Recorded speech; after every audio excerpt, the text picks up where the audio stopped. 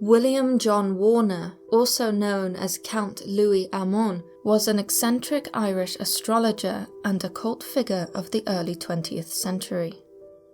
Before he rose to fame, sometime in the 1890s, he toured across Egypt.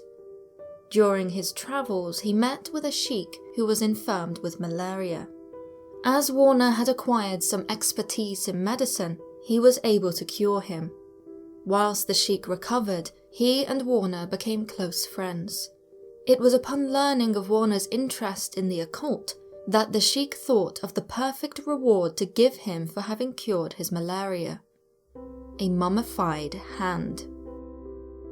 If ever there was such a thing as an ordinary mummified hand, this gift was by no means that. No, this hand had belonged to the daughter of a heretical pharaoh, presumably Akhenaten. She had fervently defied her father's religious views, and he, knowing his god's law must be upheld above all else, had his daughter raped and killed. As a further insult, the pharaoh had her hand cut off by priests and buried separately, for she had converted to the old religion, which held that the body must be intact so as to be able to enter paradise in the afterlife. The sheikh claimed that for over 1,000 years his tribe had held the hand in their possession, and so it was that the gift was given. For the next 30 years, it would remain in Warner's hands. It was in 1922 that Warner noticed something peculiar. The mummified hand was softening, with what seemed to be fresh blood running through new veins. Terrified, Warner decided to dispose of the sheikh's macabre gift. He determined that, on All Hallows' Eve, the night when the veil between the world of the living and the dead was at its thinnest, he would burn the pharaoh's daughter's hand. With the mummified hand engulfed in the heat of the fire, Warner read from the Egyptian Book of the Dead. It was then that a great wind rushed through the house and opened the door to his study. Emerging from the darkness was the ghostly figure of an Egyptian princess dressed in royal finery. She walked towards the fire and extended out her stump of an arm. She had no hand, just the pitiful remnants of a wrist. Taking these remnants, she cast them into the fire to burn alongside her hand. Then the spectre vanished, and so did the hand. According to some, Warner was subsequently hospitalized, overcome by the shock of encountering the ghostly princess. Just 4 days after these events, Lord Carnarvon and Howard Carter discovered the untouched tomb of Tutankhamun. It was the greatest archaeological discovery in Egyptological history. Upon hearing the news, presumably from his hospital bed, Warner wrote his friend Lord Carnarvon an urgent message. "I know now that the ancient Egyptians had knowledge and power of which today we have no comprehension. In the name of God, I beg you, take care." Only a few months after, Lord Carnarvon would be laid to rest after a mosquito bite took his life. And, if newspapers are to be believed, more than 20 others connected to King Tut would follow him to the grave. Stories like this one which tell of cursed mummies have abounded for centuries. Even before the discovery of Tutankhamun, one of the most famous of all the stories is that of a supposedly cursed Egyptian mummy that plagued the British Museum so much that they decided to sell it to a museum in New York. However, on its voyage across the sea, its fatal curse took 1,500 souls down into the icy depths of the ocean, for the ship it sailed aboard was the Titanic. However, this story is riddled with inconsistencies. Chief amongst them is that the Titanic's very thorough ship cargo register did not list any mummy on board. Such is the case with many tales of cursed mummies. The supposed deadly curse of Tutankhamun was said to have claimed more than 20 lives. However, the truth of this story is questionable. In the decades which have followed, many have highlighted the resentment of newspapers at the time, who felt snubbed that Howard Carter had sold exclusive media rights regarding the discovery of Tutankhamun to the Times of London. Vindictive, the media spun every tragedy which could, in whatever small way, be linked to the boy pharaoh and his so-called evil curse. Not only that, contrary to popular belief, there was no written curse to be found on King Tut's tomb. The only tenuous link is the dubious account of a scarab bracelet found on a mummified hand in the tomb. It is said to have been inscribed with the words, "Cursed be he who moves my body, to him shall come fire, water, and pestilence." This bracelet was later gifted to Sir Bruce Ingham, whose house subsequently burned down, with his land being flooded during the reconstruction. There is no explanation for this. However, the account is once again corrupted with inconsistencies, with its supposed inscription having at least 2 different possible wordings. Undoubtedly, this story is suspect. It must also be noted that out of the 58 people involved in the excavation of Tut's tomb, only 8 died within the first 12 years, with many living to reach a ripe old age.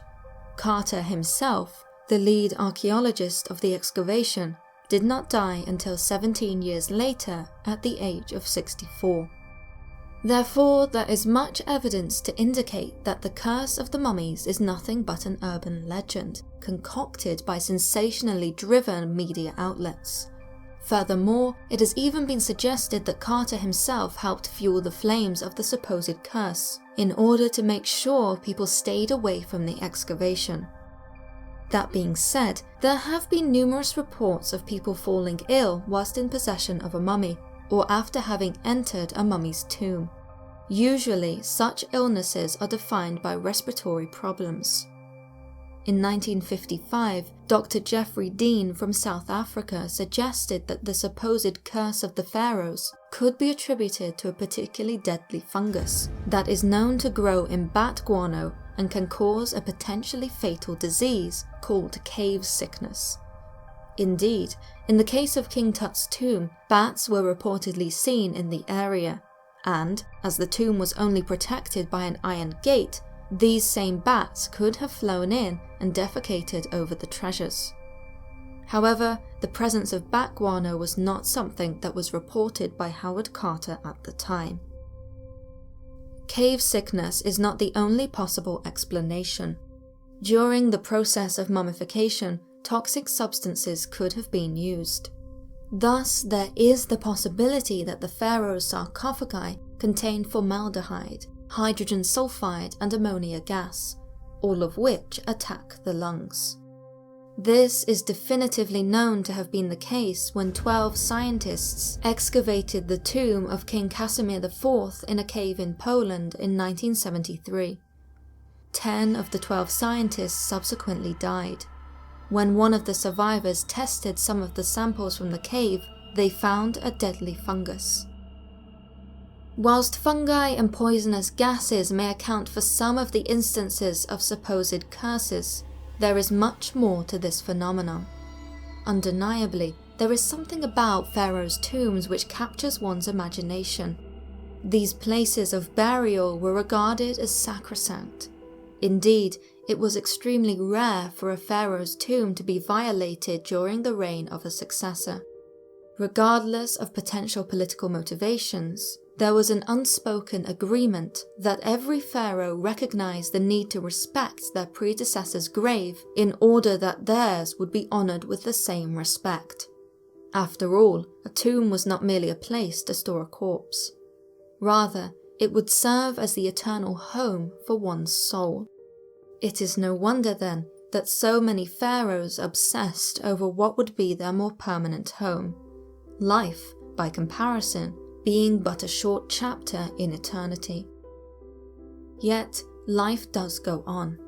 In the world which these glorious monarchs left behind, respect was costly. In fact, revolutions occurred often in part due to the high maintenance costs needed to preserve the graves and pyramids of so many pharaohs. One inexpensive way to deter people from grave robbing, and even more so, successors from pilfering valuable goods stored in graves, was through curses. As such, these ancient kings were obsessed with the power of the written word. The use of curses was all the more important during times of dynastic instability. One such era was during the Old Kingdom, when a common curse read as follows: "As for anyone who will do something evil against my grave, remove any stone or any brick from this my tomb, enter upon these images in my purity, he will be judged regarding it by the great God. I will wring his neck like a goose or a bird, and cause those who live up on earth to fear the spirits who are in the west. I will exterminate his survivors. I will not allow their forms to be occupied." Understandably, such curses have had a very strong psychological effect throughout the ages. Any archaeologist working in Egypt, no matter how skeptical, will no doubt feel the foreboding presence of an ancient being, admonishing them for tainting their holy edifices with their presence. Zahi Hawass, a respected senior Egyptologist and former Minister of Antiquities in Egypt, has reported such encounters with curses. During his work excavating mummies in the Bahariya oasis, he encountered a family of mummified ancient Egyptians. Under pressure to open up the tomb for public display, he opted to compromise and sent a few of the mummies to be exhibited at a nearby museum. Amongst them were 2 children and a woman.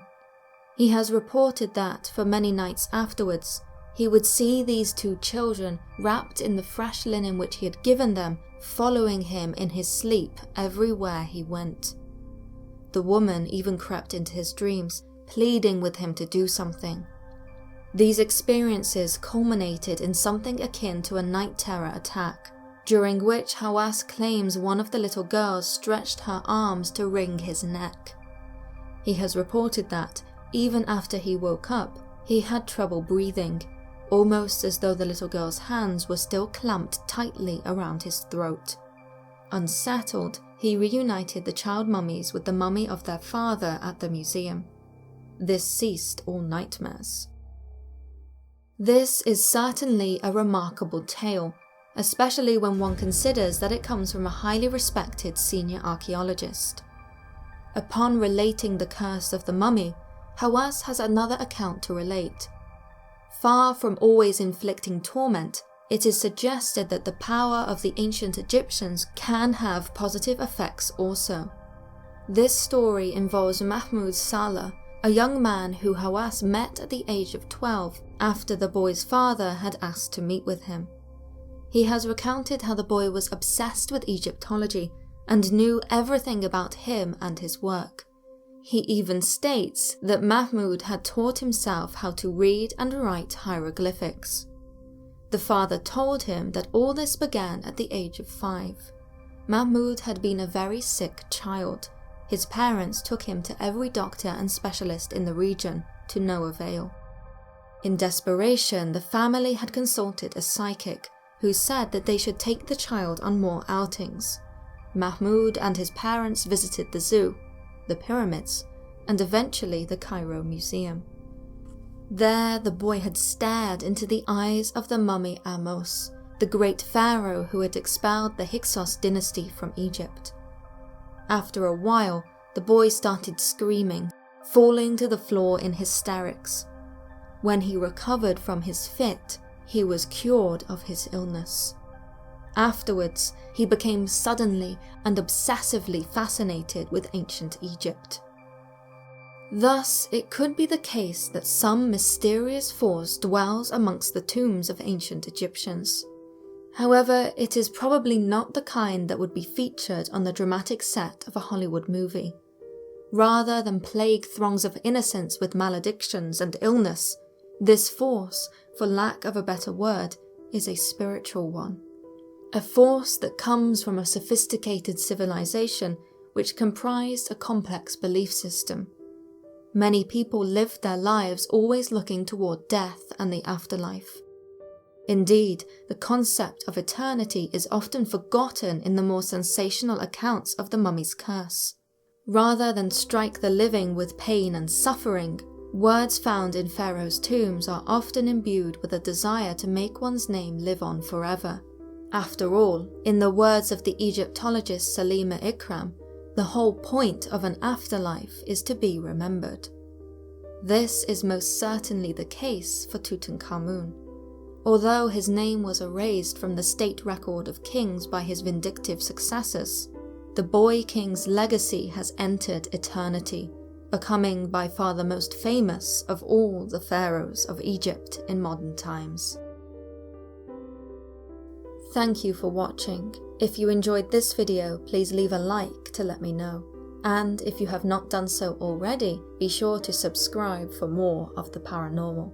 Until next time, why not watch one of the videos shown on screen now? Remember, the more you know, the more there is to fear.